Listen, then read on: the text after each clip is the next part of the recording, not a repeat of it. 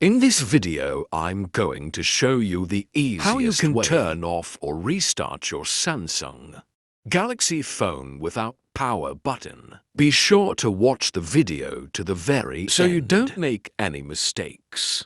Let's get started, guys. And basically, the process is very simple. Because all you have to do is swipe down from the top of the screen to show up these quick options.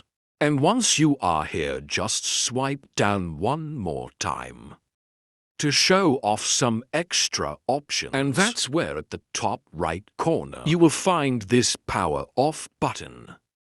If you tap right here, then you will be able to choose whether you would like to power off your device or restart it. Choose one of these options. And basically, guys, that's it. If this video is helpful for you, don't forget to hit the like button